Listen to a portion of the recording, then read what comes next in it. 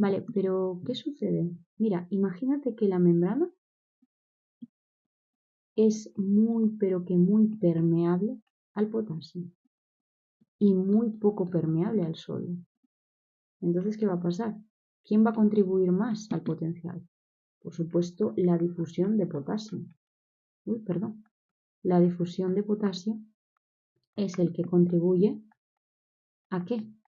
Contribuye más al potencial de membrana, ¿verdad? Exactamente. Mucho más que la difusión ¿de quién? Que la difusión del sodio. ¿Sí? Vale, muy bien. ¿Y qué más me tienes que contar, Sara? Yo te tengo que contar lo siguiente. ¿Qué ocurre en la fibra nerviosa? Mira, en la fibra nerviosa ocurre lo siguiente, que la permeabilidad de la membrana al potasio es 100 veces mayor que la permeabilidad que tiene por el sodio. Entonces, si yo aplico la ecuación de Boltzmann, entonces, ¿qué sucede?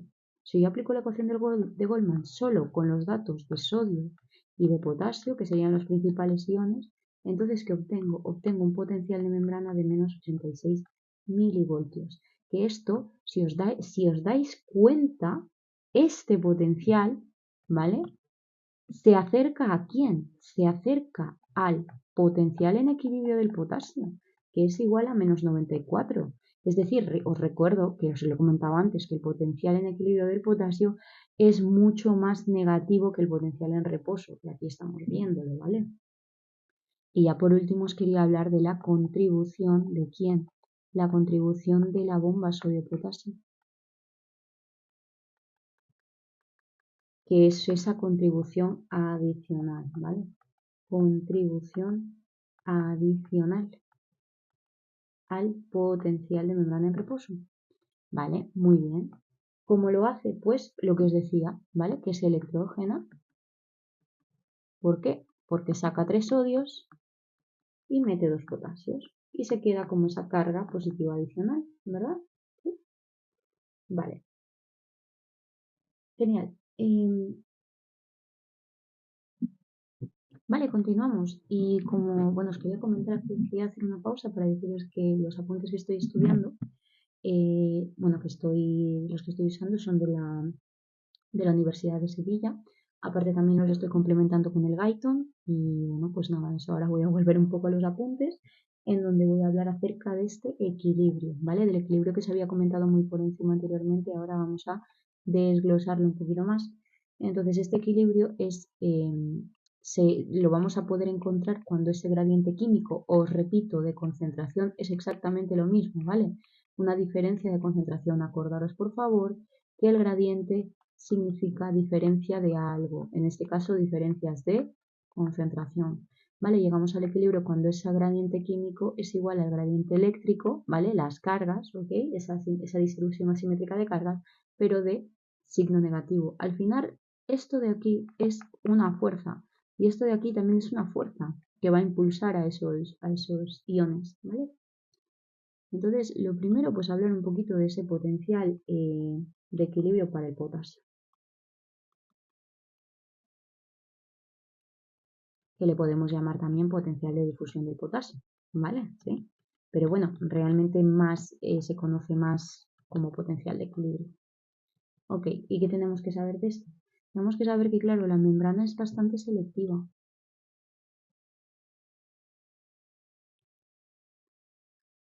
Y por supuesto, tenemos que saber que el potasio, debido a los gradientes, sale, ¿no? Muy bien. Entonces se mueve hacia afuera debido a qué? Debido a ese gradiente químico. Y por lo tanto, ¿qué pasa? Pues que se crea un desequilibrio. ¿Un desequilibrio de qué?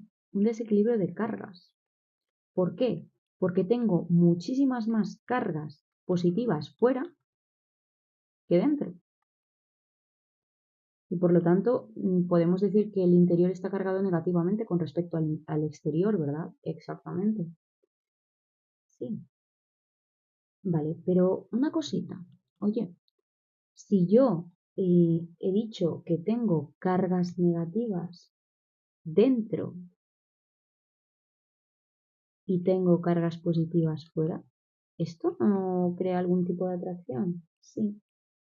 Entonces, se supone que el potasio tiene que entrar para contrarrestar, ¿no? Claro, entra. Y cuando se igualen esas fuerzas, llegamos al equilibrio. Es decir, cuando, porque esta atracción que es una fuerza de tipo eléctrica, ¿no? Es el gradiente eléctrico. Claro, cuando las fuerzas químicas y eléctrica se igualen, entonces llegamos al equilibrio. ¿Sí? Ok. Vale, antes de proceder a explicar esta imagen, me gustaría decir una cosita. Y es que solo hay movimiento iónico cuando ¿qué? Cuando el potencial de membrana es distinto al potencial en equilibrio de unión. Es decir, a mayor diferencia entre el potencial de membrana y el potencial en equilibrio de unión, ¿sabéis qué vamos a tener más? Tendremos más velocidad de salida. ¿Sí? Vale, entonces ahora sí puedo proceder a explicar un poquito pues esta imagen. Genial. Lo primero de lo que quiero hablar es de el sodio. Nos fijamos en esta flecha. ¿No? ¿Y qué tengo que decir del sodio, Sara? Mira, para empezar quiero que sepas, quiero que te fijes un poco en este valor. Ahí estamos viendo que el potencial en equilibrio del sodio es más 67 milivoltios. Es bastante positivo, ¿verdad? Sí, es bastante positivo. ¿Y aquí qué tenemos? Esto significa que el sodio está en equilibrio. Es decir, que el flujo es 0, ¿verdad? ¿Vale? Muy bien. Y ahora nos vamos a ir a esta parte de aquí. ¿Qué tenemos que decir? Mira, cuando nosotros vemos esta diferencia entre el potencial de membrana y el potencial en equilibrio del sodio, ¿qué estamos viendo? Que hay menos 147 milivoltios. ¿Y qué quiere decir eso? Esto quiere decir que el potencial de membrana es muchísimo más negativo que ¿quién? Es muchísimo más negativo que el potencial en equilibrio del sodio. ¿Sí? ¿Vale? Y como resultado, ¿qué va a tener? Como resultado, va a tener lo siguiente, que el sodio entra y despolariza la membrana. Esto lo veremos en potencial de acción, pero ya os voy, despolariza la membrana. Ya os voy adelantando que despolarizar significa pasar de potenciales negativos a potenciales más positivos o menos negativos, como le queráis llamar, es lo mismo. ¿Vale? Bien, ahora me voy a centrar en el calcio. Vamos a por el calcio. Vale. Como podéis observar allí, el potencial en equilibrio del calcio es bastante positivo, ¿no? Es más 123 milivoltios, eso es. Es muy positivo. Entonces, esto quiere decir que el gradiente de calcio es muy fuerte, ¿no? Claro que sí, es muy fuerte al entrar a la célula.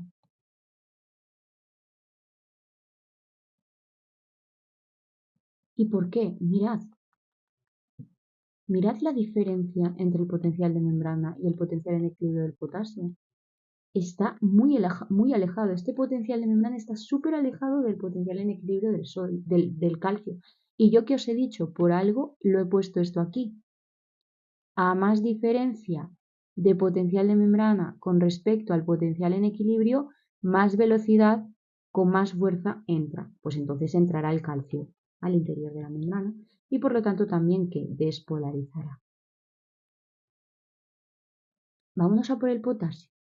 ¿Vale? Lo tenemos aquí abajo. Bien, lo vamos a poner aquí. ¿Qué tenemos que saber del potasio? Pues mira, su valor, el valor en equilibrio es más 15. Ojo, hemos puesto más 15. Perdón. Ups, me equivoqué. No es más 15. El potencial en equilibrio del potasio es menos 95 milivoltios. Si os dais cuenta, es más negativo que el potencial en reposo, ¿vale? Y si os dais cuenta también, esto quiere decir que mi potencial de membrana en reposo es menos negativo, porque estoy hablando de menos 80 milivoltios, ¿con respecto a quién? Con respecto al potencial en equilibrio del potasio. Y por lo tanto, ¿sabéis qué pasa? Que el potasio sale. ¿Vale? Y por lo tanto, ¿sabéis qué hace el potasio? El potasio al salir hiperpolariza o repolariza. ¿Vale? En este caso hiperpolariza la membrana. ¿Qué significa hiperpolarizar? Lo contrario a despolarizar. Pasar de potenciales positivos a potenciales negativos. O de potenciales negativos a potenciales aún más negativos. ¿Vale? Y ahora voy a hablar del cloruro. Claro, a ver, el cloruro tiene como dos partes. ¿Vale? Tenemos la flecha morada, que es esta de aquí, en la que podemos observar que ese potencial en equilibrio es igual a ¿qué? A menos 47 milivoltios, ¿verdad? Sí, muy bien. ¿Y la diferencia? Mira, la diferencia es de menos 33 milivoltios. Por lo tanto, al igual que el sodio, al igual que el calcio, ¿qué pasará con el cloruro? El cloruro entra. Y por lo tanto acabará que despolarizando. No con tanto impacto como el sodio o el calcio, pero despolarizará algo. ¿Vale? Muy bien. ¿Y qué más tenemos que decir, por ejemplo, del otro? De este de aquí, de esta flechita de abajo, que también es del cloruro. Pues vamos a ver. Mira, quiero que sepas que este de aquí, esta flechita sirve para el músculo. Es decir, el potencial en equilibrio del cloruro que sea menos 89 milivoltios está en el músculo. Mientras que este de aquí, el que no es tan negativo, ¿vale? Está en las demás células, ¿vale? Las demás células que no sean músculo. ¿Hasta ahí bien? Vale, vamos a volver entonces a esta parte, a la del músculo. Vale, entonces, ¿qué pasa, Sara? ¿Te estás dando cuenta que el potencial de membrana es solo un poquito menos negativo que el potencial de membrana? Por lo tanto, ¿esto qué quiere decir? Esto quiere decir que el cloruro sale o entra. ¿Qué es lo que hace? Sale. Y por lo tanto se hiperpolariza. Es decir, me voy de potenciales negativos a potenciales más negativos o de potenciales positivos a potenciales más negativos. Vale. De resumen, si podéis observar, cuando tenemos las flechas hacia abajo, de arriba hacia abajo, significa que ¿qué? Que estoy sufriendo una despolarización y que los iones están entrando. Las flechas hacia arriba significa que los iones salen y que por lo tanto se hiperpolarizan. ¿Sí? Bien, chicos, esto sería el tema 4 de potencial de membrana. Si tenéis alguna duda o queréis que os explique alguna parte de vuestros apuntes que no entendéis, por favor contactarme al mail, es lopezmerino97@gmail.com. A continuación, probablemente mañana subiré el tema 5, que son propiedades eléctricas de la membrana. ¿Okay? Os sigo recordando que me estoy basando en el temario de la Universidad de Sevilla, ¿okay? De primer año sobre todo. Un saludo y un abrazo muy grande a Marta, a Carlota, a Lucía, a Laura, a Claudia. Mucho éxito a todos los estudiantes, sean de medicina, sean de biología, sean de cualquier ámbito. Un saludo muy grande y si necesitas clases particulares de forma individual, de forma grupal, estoy aquí. Ánimo, chicos.